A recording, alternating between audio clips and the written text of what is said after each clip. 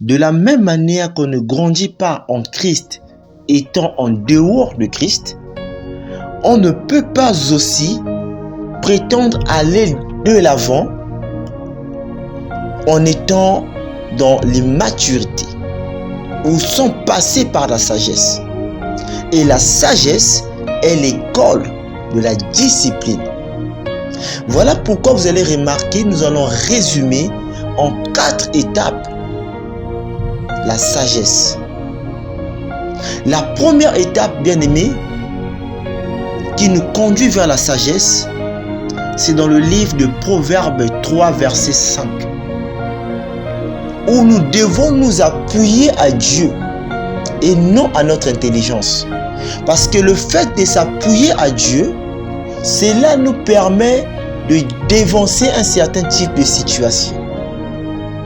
La deuxième étape qui nous permet d'acquérir de la sagesse, c'est d'avoir en nous ou de développer en nous une grande maîtrise de soi. Sur le plan verbal, que ce soit sur le plan émotionnel ou sur le plan intellectuel. Et non d'agir selon les pulsions ou des réactions incontrôlées.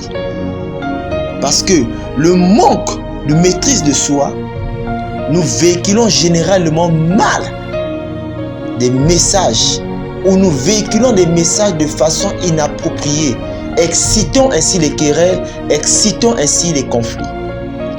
La troisième étape qui nous permet de bénéficier de la sagesse ou de faire grandir la sagesse en nous, c'est d'avoir ou de développer la capacité de l'écoute. Les eaux les plus profondes sont cependant réceptifs à leur environnement, sans pourtant porter des jugements à autrui. Et la dernière étape qui nous permet de développer la sagesse en nous, en Christ, c'est la capacité d'apprendre de ses erreurs. L'être humain commet des erreurs. Mais apprendre de ses erreurs et de ne pas les répéter est une excellente manière que Dieu se glorifie en nous, de telle sorte que nous voyons cette fois-ci les choses pas dans un angle négatif seulement, pas en remettant la faute à autrui, que ce soit sur le plan relationnel, que ce soit sur le plan professionnel, mais non, mais réfléchir dans un angle plus approprié, malgré la frustration, mais apprendre à comprendre l'autre. Malgré les contradictions, apprendre à examiner la situation. Voilà les 4 étapes qui nous permettent de développer de la sagesse dans notre vie.